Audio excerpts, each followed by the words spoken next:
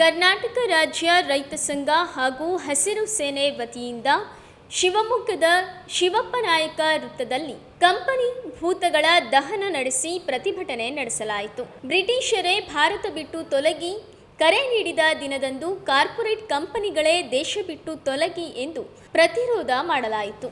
ಈ ಸಂದರ್ಭದಲ್ಲಿ ಕರ್ನಾಟಕ ರಾಜ್ಯ ರೈತ ಸಂಘದ ರಾಜ್ಯಾಧ್ಯಕ್ಷರಾದ HR ಬಸವರಾಜಪ್ಪ ಅವರು ಮಾಧ್ಯಮ ಮಿತ್ರರೊಂದಿಗೆ ಮಾತನಾಡಿದ್ದಾರೆ. ಬ್ರಿಟಿಷ್ನ ಆಳ್ವಿಕೆಗೆ ಒಳಗಾಗಿತ್ತು. ನಮ್ಮ ದೇಶಕ್ಕೆ ವ್ಯಾಪಾರಕ್ಕೆ ಬಂದಂತ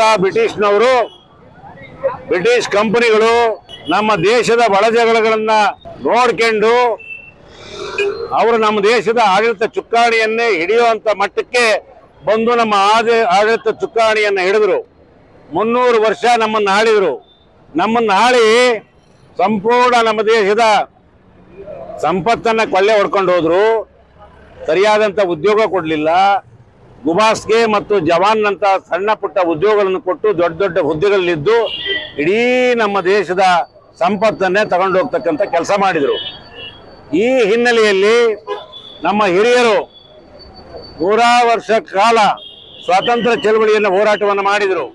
ಅದರಲ್ಲಿ 1942 ಆಗಸ್ಟ್ 8 ಕ್ವಿಟ್ ಇಂಡಿಯಾ ಚಳವಳಿ ಅಂತ ಹೇಳಿ ಬ್ರಿಟಿಷರೇ ಭಾರತ ದೇಶ ಬಿಟ್ಟು ತೊಲಗಿ ಅಂತಕ್ಕಂಥ ಕರೆಯನ್ನು ಕೊಟ್ಟರು ಗಾಂಧೀಜಿಯವರು.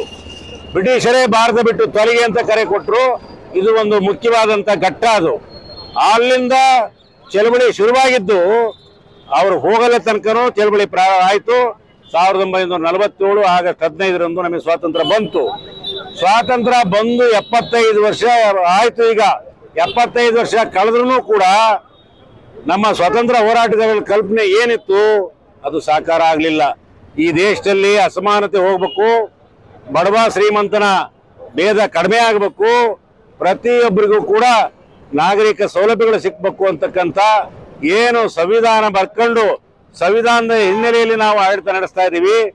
ಮತ್ತೆ ಪುನಃ ನಮ್ಮ ದೇಶವನ್ನು ಕಾರ್ಪೊರೇಟ್ ಕಂಪನಿಗಳಿಗೆ ಕೊಡ್ತಕ್ಕಂಥ ಕೆಲಸ ನಿರಂತರವಾಗಿ, ನಾನು ಆ ಪಕ್ಷ ಈ ಪಕ್ಷ ಅಂತ ಹೇಳಲ್ಲ, ಎಲ್ಲ ಪಕ್ಷಗಳು ಕೂಡ ಮತ್ತೆ ನಮ್ಮ ದೇಶವನ್ನೇ ಕಾರ್ಪೊರೇಟ್ ಕಂಪನಿಗಳಿಗೆ ಇವತ್ತು ಕೊಡ್ತಕ್ಕಂಥ ಕೆಲಸವನ್ನು ಪ್ರಾರಂಭ ಮಾಡಿದ್ದಾರೆ.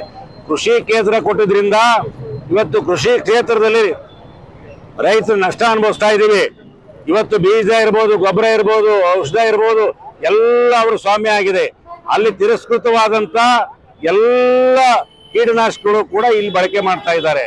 ಆಮೇಲೆ ವ್ಯಾಪಾರ ಕ್ಷೇತ್ರದಲ್ಲಿ, ಬೇರೆ ಕ್ಷೇತ್ರದಲ್ಲಿ ಇವತ್ತು ಬಟ್ಟೆ ಅಂಗಡಿ ಇರ್ಬೋದು, ಚಪ್ಪಲಿ ಅಂಗಡಿ ಇರ್ಬೋದು, ಸ್ಟೀಲ್ ಅಂಗಡಿ ಇರ್ಬೋದು, ಯಾವುದೇ ಅಂಗಡಿ ಇರ್ಬೋದು, ಪ್ರತಿಯೊಂದು ಕೂಡ ಇವತ್ತು ಮಾಲ್ ಸಿಗ್ತವೆ, ಆನ್ಲೈನ್ ಸಿಗ್ತವೆ. ಒಂದು ಮೊಬೈಲ್ ಆನ್ಲೈನ್ ಸಿಗುತ್ತೆ, ಪ್ರತಿಯೊಂದು ಒಂದು ಕನ್ನಡಕ ಆನ್ಲೈನ್ ಸಿಗುತ್ತೆ, ಒಂದು ಚಪ್ಪಲಿ ಆನ್ಲೈನ್ ಸಿಗುತ್ತೆ, ಒಂದು ಶೂ ಆನ್ಲೈನ್ ಸಿಗುತ್ತೆ, ಬಟ್ಟೆ ಆನ್ಲೈನ್ ಸಿಗುತ್ತೆ.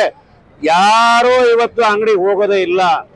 ಮನೆಯಾಗ ಕೂತ್ಕೊಂಡು ಇವತ್ತು ಆಹಾರ ಆನ್ಲೈನ್ ಸಿಗುತ್ತೆ, ಊಟ ತಿಂಡಿ ಆನ್ಲೈನ್ ಸಿಗುತ್ತೆ.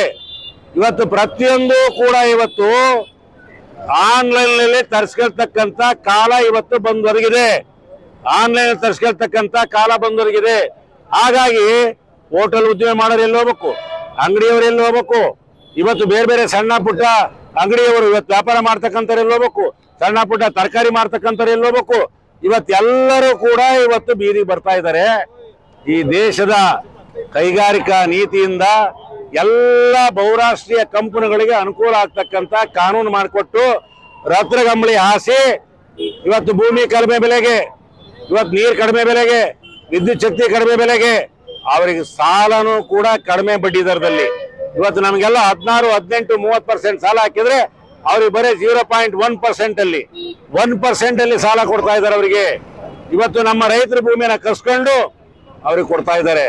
ಇವತ್ತು ಸರ್ಕಾರಗಳು ನಮ್ಮ MSP ಖಾತ್ರಿಗೊಳಿಸಿ ಅಂದ್ರಿಲ್ಲ, ವಿದ್ಯುತ್ ಶಕ್ತಿ ಖಾಸಗೀಕರಣ ಮಾಡ್ಲಿಕ್ಕೆ ಹೊರಟಿದ್ದಾರೆ. ಇವತ್ತು ರೈತರನ್ನೇ ಸರ್ವನಾಶ ಮಾಡ್ಲಿಕ್ಕೆ ಹೊರಟಿದ್ದಾರೆ. ಮತ್ತು ಎಲ್ಲ ವ್ಯಾಪಾರಸ್ಥರನ್ನು ಕೂಡ ಸರ್ವನಾಶ ಮಾಡ್ಲಿಕ್ಕೆ ಹೊರಟಿದ್ದಾರೆ. ಆ ಕಾರಣಕ್ಕೋಸ್ಕರನೇ ಇವತ್ತು ದೆಹಲಿಯ ಸಂಯುಕ್ತ ಕಿಸಾನ್ ಮೋರ್ಚಾ, ಆಲ್ ಇಂಡಿಯಾ ಕಿಸಾನ್ ಮೋರ್ಚಾ ಇವತ್ತು ಕರೆ ಕೊಟ್ಟಿದೆ. ಕರ್ನಾಟಕ ಸಂಯುಕ್ತ ಕಿಸಾನ್ ಮೋರ್ಚಾದಿಂದಲೂ ಕೂಡ ನಾವು ಕರೆ ಕೊಟ್ಟಿದ್ದೀವಿ. ಇವತ್ತು ಪಂಚಮಿ, ನಾಗರ ಪಂಚಮಿ ಇವತ್ತು ಹಬ್ಬ ಇದೆ, ನಮ್ಮೆಲ್ಲರಿಗೂ ಸಡಗರದ ಹಬ್ಬ. ಆದ್ರೂ ಕೂಡ ದೆಹಲಿ ಮಟ್ಟದಲ್ಲಿ ಕರೆ ಕೊಟ್ಟಾಗ ನಾವು ಸಾಂಕೇತಿಕವಾದ್ರೂ ಕೂಡ ನಾವು ಈ ಕಾರ್ಯಕ್ರಮ ಏನು ಕಾರ್ಪೊರೇಟ್ ಕಂಪನಿಗಳ ಭೂತದಾನ. ಇವತ್ತು ಕಾರ್ಪೊರೇಟ್ ಕಂಪನಿಗಳ ಭೂತದಾನವನ್ನ ಮಾಡೋದ್ರ ಮೂಲಕ ಇವತ್ತು ಕಾರ್ಪೊರೇಟ್ ಕಂಪನಿಗಳಿಗೆ ಮತ್ತು ಸರ್ಕಾರಗಳಿಗೆ ಇವತ್ತು ಎಚ್ಚರಿಕೆ ಕೊಡ್ತಕ್ಕಂಥ ದೇಶ ಬಿಟ್ಟು ತೊಲಗಿ, ಕಾರ್ಪೊರೇಟ್ ಕಂಪನಿಗಳೇ ದೇಶ ಬಿಟ್ಟು ತೊಲಗಿ ಅಂತಕ್ಕಂಥ ಇವತ್ತು ಘೋಷಣೆ ದೇಶಾದ್ಯಂತ ಮೊಳಗ್ತಾ ಇದೆ. ಎಲ್ಲಾ ಜಿಲ್ಲಾ ಕೇಂದ್ರಗಳಲ್ಲೂ ಮಾಡ್ತಾ ಇದ್ದಾರೆ.